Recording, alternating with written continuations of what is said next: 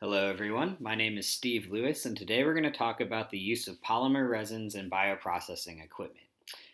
This is a topic that was particularly fascinating to me as we went throughout our bioprocessing course this semester at Johns Hopkins. I found it fascinating because we use all these plastics in equipment that we use to culture biological products. And so, if we're making a certain cell line, that's actually a living type of cell. And I found it fascinating that we could use plastics that have the potential to leach in these cell lines. And so, this is how I picked my topic, and we're just going to jump right in.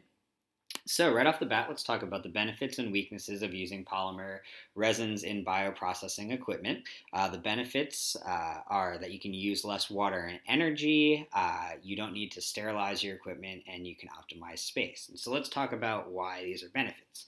If you can use less water and energy, because oftentimes products made by companies that are polymer resins come in single-use disposable packages, and so you don't need to spend time sterilizing and cleaning equipment because you can just toss it out after you're done with it. And these devices or various types of equipment made out of polymer resins are often pretty well packed and pre-sterilized by the company that they are sold by. And so this is a great time-saving benefit as well as energy-saving benefit of the use of polymer resins. But it's not without its weaknesses as well, because polymer resins are not readily biodegradable. And so ultimately they can produce more waste in the long run. And oftentimes the only way to get rid of a polymer is to incinerate it, which, if you think about it in terms of a pharmaceutical company who uses tons and tons of pieces of equipment, if they're single use only, that creates a lot of waste. And then if you're incinerating that equipment, it can be really bad for the atmosphere. So, jumping into what a polymer resin is, a polymer is made from monomers. And so, in this example, in polyethylene, this is the monomer, and this N here denotes that this polyethylene repeats and repeats and repeats until it creates a polymer. And then the resin portion of a polymer resin is a polymer that's made from monomers that will harden into a solid substance. So, the biggest example I can think of, world famous, is the top of John Hammond's cane. And you'll remember John Hammond from Jurassic Park. The top of the cane was a mosquito that was trapped in amber. And amber, if you remember in the beginning of the movie, started out as sap from a tree and then it ultimately hardened. So that is one type of a very famous example of a naturally occurring resin. It's also important to note, though, that we can make artificial synthetic resins as well, of which there are two types. There are thermoplastic, which are heat softening resins, and you're actually able to mold these after they're manufactured using heat without changing the chemical properties. And so that's a pretty beneficial product. Thermoset, on the other hand, is irreversibly cured. And so when you make a thermoset resin, you cannot heat it without actually destroying the chemical and molecular properties of the resin itself. And so those are two things to consider in terms of synthetic resins. Moving on to manufacturing, again, these are the thermoplastic and thermoset resins. Thermoplastic are the ones that are heat malleable after they're produced, and they're produced through batch processing. And probably the biggest negative with thermoplastics is that there are oftentimes byproducts. And so things like chain terminators or polymerization catalysts, antioxidants, or even residual monomers, these byproducts, these contaminants, will ultimately lower the quality of the resin that you're producing. And so there's a lot of quality assurance and quality control tracking that goes on to improve the quality. In thermoset, you'll remember those are the ones that are irreversibly cured, and so they are oftentimes polymerized in a mold, and then the final product is cross-linked. And so all throughout this entire process of manufacturing, there's obviously quality assurance, and they track both chemical and mechanical properties. Chemical ones would be density, solvent viscosity, molecular weight, and mechanical properties would be the Young's modulus, the ability to elongate a polymer resin after they're made, and the strength of the polymer as well.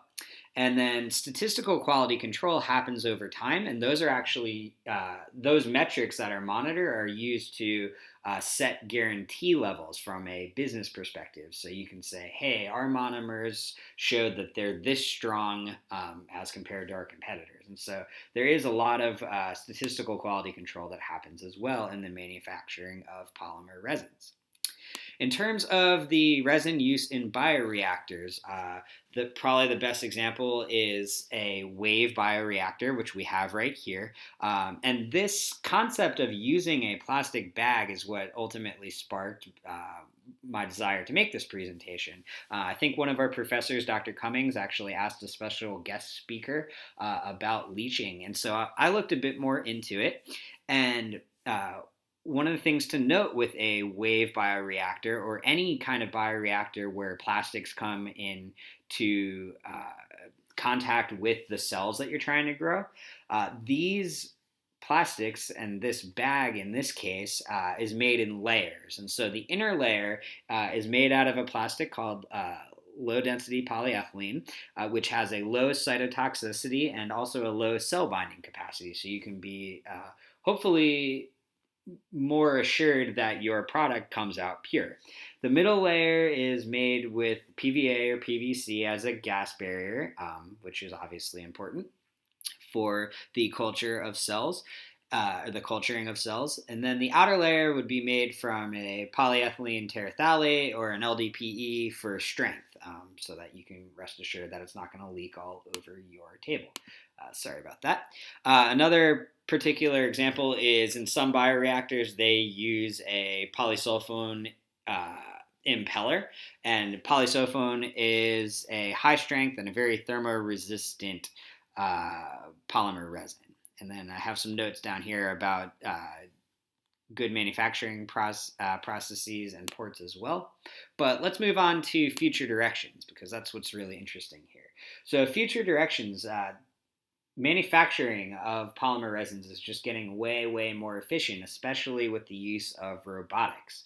And also new statistical methods are being used. Not that they're being created, but new methods are being applied to improve quality assurance. And so we're getting more pure polymer resins, and we're getting them faster as well, which is very, very good for the industry, and also hopefully good in terms of cost coming down. And then probably the most fascinating thing that I found throughout all of my research is this concept of biomimetics, which is engineering inspired by nature, where people are using biomimicry, basically taking examples in nature, taking molecules from nature and looking at how nature synthesizes them. You'll remember that I mentioned that some polymer resins are made naturally in the amber example. And so I actually came across this idea of biofabrication, where people are now using living cells to actually grow rather than synthesize with harsh chemicals some of the polymers that would be useful for making bioreactors. So I highly, highly recommend that you take a look at this article down here that I've put, because it's really fascinating and really cutting edge stuff in terms of how material science is moving toward more of a sustainable manufacturing process. And it'll be a couple years before we get there, but it's really hopeful, especially when you look to address some of the weaknesses that I pointed out earlier in the video. So here are my references, and I just wanted to say thank you for taking a look at this video. This has just been a short overview of the use of polymer resins in bioprocessing equipment, and I hope you all have a great day.